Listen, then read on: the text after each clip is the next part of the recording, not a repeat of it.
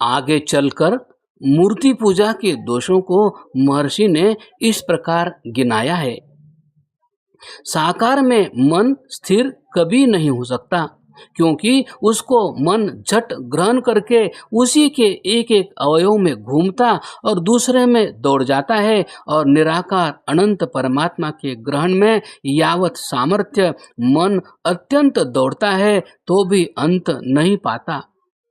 निरवय होने से चंचल भी नहीं रहता, किंतु उसी के गुण कर्म स्वभाव का विचार करता करता आनंद में मग्न होकर स्थिर हो जाता है। और जो साकार में स्थिर होता तो सब जगत का मन स्थिर हो जाता, क्योंकि जगत में मनुष्य, स्त्री, पुत्र, धन, मित्रादि साकार में फंसा रहता है, परंतु किसी का मन स्थिर नहीं होता जब तक निराकार में मन न लगावे, क्योंकि निरवय होने से उसमें मन स्थिर हो जाता है। इसलिए मूर्ति पूजा करना अधर्म है।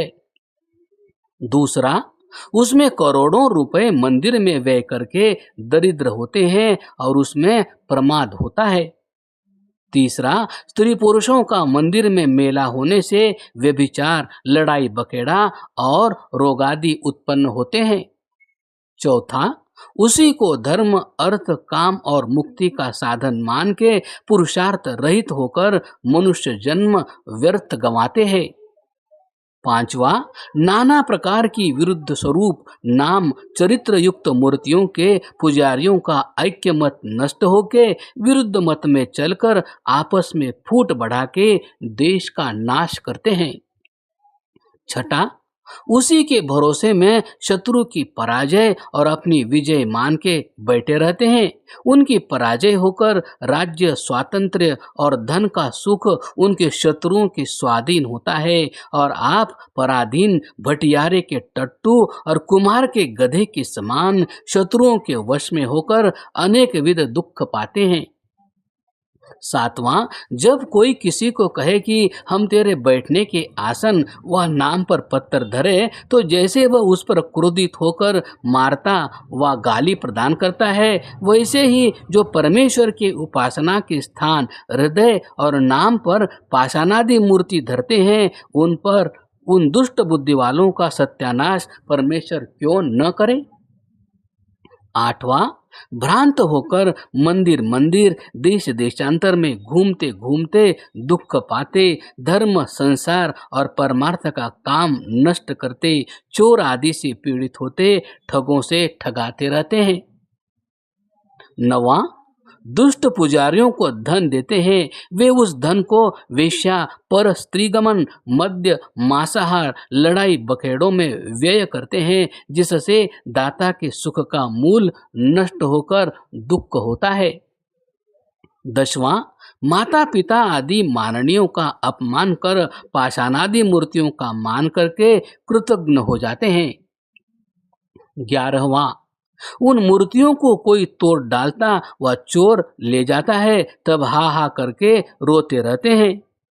12वां, पुजारी पर स्त्रियों के संग और पुजारिन पर पुरुषों के संग से प्रायः दूषित होकर स्त्री पुरुष के प्रेम में आनंद को हाथ से खो बैठते हैं। 13वां, स्वामी सेवक की आज्ञा का पालन यथावत न होने से परस्पर विरुद्ध भाव होकर नष्ट भ्रष्ट हो जाते हैं। 14वां, जड़ का ध्यान करने वाले का आत्मा भी जड़ बुद्धि हो जाता है, क्योंकि देह का जड़त्व धर्म अंतकरण द्वारा आत्मा में अवश्य आ जाता है।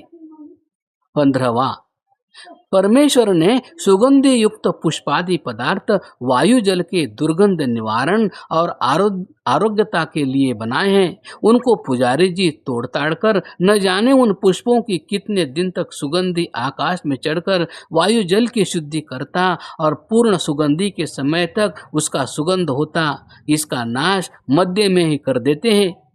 पुष्पादि कीच के साथ मिल सड़कर उल्टा दुर्गंध उत्पन्न करते हैं। क्या परमात्मा ने पत्थर पर चढ़ाने के लिए पुष्पादि सुगंधित पदार्थ रचे हैं? 16वां, पत्थर पर चढ़े हुए पुष्प, चंदन और अक्षत आदि सब का जल और मृत्तिका के साथ संयोग होने से मोरी व कुंड में आकर सड़ के इतना उससे दुर्गंध आकाश में चढ़ता है कि जितना मनुष्य के मल का, और सहस्रों जीव उसमें पड़ते, उसी में मरते और सड़ते हैं। ऐसे ऐसे अनेक मूर्ति पूजा के करने में दोष आते हैं। इसलिए सर्वथा पाषाणादि मूर्ति पूजा सज्जन लोगों को त्यक्तव्य है, और जिन्होंने पाषाणमय मूर्ति की पूजा की है, करते हैं और करेंगे, वे पूर्वोक्त दोषों से न बचे, न बचते हैं और न बचेंगे। सत्यार्थ प्रकाश, एकादश समुल्लास।